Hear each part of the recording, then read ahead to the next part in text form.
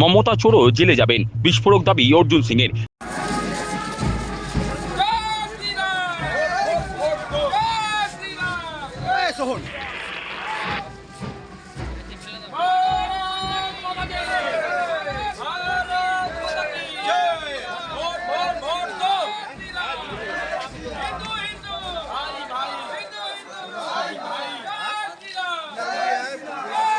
কয়লা পাচার মামলায় আইপ্যাকের অন্যতম ডিরেক্টর ভিনেশ চান্ডালকে সোমবার গ্রেপ্তার করেছে এনফোর্সমেন্ট ডিরেক্টরেট অর্থাৎ ইডি।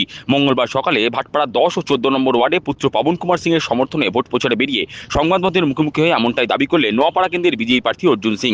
এদিন পুত্র পবনকে সঙ্গে নিয়ে 10 নম্বর ওয়ার্ডের সুন্দিয়া পাঁচমাথা মোড় থেকে প্রচার শুরু করেন প্রাক্তন সাংসদ অর্জুন সিং। শরৎপল্লী, প্রেমচাঁদনগর, রামনগর কলোনি ঘুরে 14 নম্বর ওয়ার্ডের শিব মন্দির হয়ে সুগিয়াপাড়ায় বাবা সাহেব আম্বেদকরের মূর্তিতে মাল্যদান করে শ্রদ্ধার্ঘ্য নিবেদন করেন ভাটপাড়ার বিজেপি প্রার্থী পবন কুমার সিং এবং তার পিতা নোয়াপাড়ার প্রার্থী অর্জুন সিং। এদিন 14 নম্বর ওয়ার্ডের বিস্তীর্ণ অঞ্চল পরিক্রমা শেষে মানিকপীর বাজারের শিব মন্দিরের কাছে তার প্রচার শেষ করেন। নোয়াপাড়া কেন্দ্রের বিজেপি প্রার্থী অর্জুন সিং এদিন জোরের সঙ্গে দাবি করেন মমতা চোরও জেলে যাবেন, আইপ্যাকের আরও অনেক পান্ডা গ্রেপ্তার হবেন। তার আরও দাবি চুরি ও দুর্নীতির দায়ে তৃণমূলের রাঘব বোলরা জেলে যাবেন। করবে না, মমতা চোরও যাবে।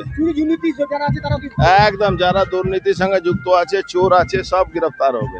পুত্র পবন সিং এর সমর্থনে প্রচারে যোগ দিয়ে তিনি বলেন ভাটপাড়ার মাটি বিজেপির শক্ত ঘাঁটি। 2019 সাল এবং 2021 সালে এই কেন্দ্র থেকে বিজেপি জিতেছে। তার বক্তব্য, ভাটপাড়ার পরিস্থিতি যাই তৈরি করা হয়েছে তাতে ভাটপাড়ার পরিস্থিতি বদলের প্রয়োজন। সেই বদল ঘটাতে বাংলায় ডবল ইঞ্জিন সরকার আনতে হবে। সব সময় শক্ত ঘাঁটি বিজেপির।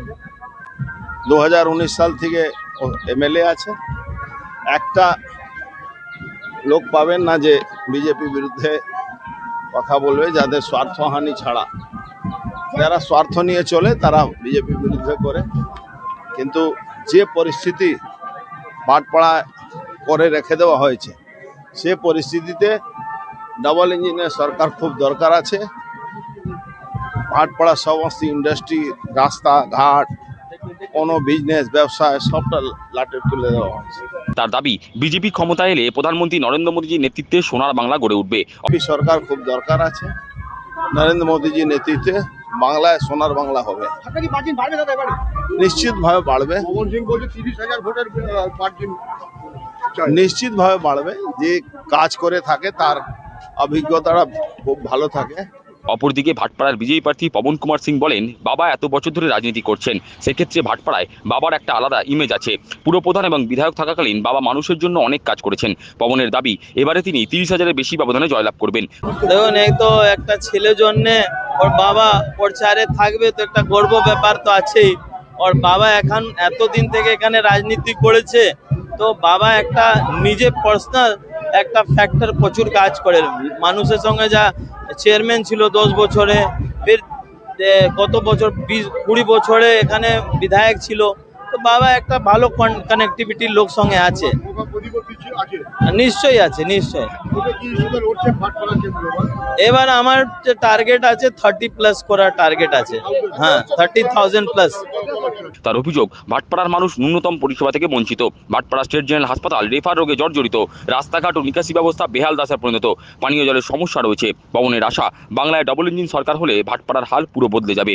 ইস্যু আগে থেকেই যেরকম ছিল এডুকেশন নিয়ে, হসপিটাল নিয়ে, এখন দুটো और অ্যাড হয়ে গেছে, একটা ইন্ডাস্ট্রি নিয়ে আর একটা মানুষে যা যেরকম পরিষেবা যে থেকে বঞ্চিত আছে, যেরকম পানির সমস্যা নিয়ে, রোড সমস্যা নিয়ে, আপনি দেখবে রোড সমস্যা নিয়ে, ড্রেনেজ সমস্যা নিয়ে, সেভারেজ লাইন সমস্যা নিয়ে।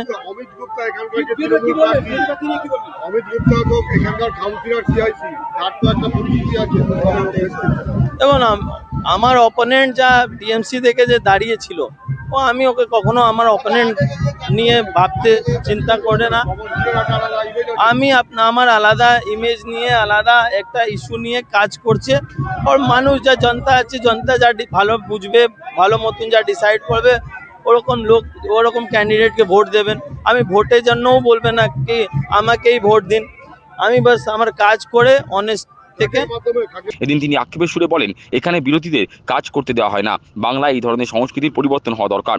কেন, আমি যেরকম কালচার হয়ে গেছে ওয়েস্ট বেঙ্গলের মধ্যে, ওরকম কালচারের উপরে আমি বিশ্বাস করে না কি অপোনেন্টকে কাজ করতে দাও না, অপোনেন্টকে সঙ্গে বাজে ব্যবহার করো, এইসব আমার কখনো ভালো লাগে না। এদিনের ভোট প্রচারে হাজির ছিলেন বিজেপির ব্যারাকপুর জেলার সম্পাদক সোহন প্রসাদ চৌধুরী, ভাটপাড়া 2 মণ্ডল সভাপতি সুরাজ কুমার সিং, বর্ষিয়ান বিজেপি নেতা প্রদ্যুৎ ঘোষ, শ্রমিক নেতা পরমেশ্বর সিং, যুব নেতা পিন্টু সিং, দীপঙ্কর ভট্টাচার্য প্রমুখ।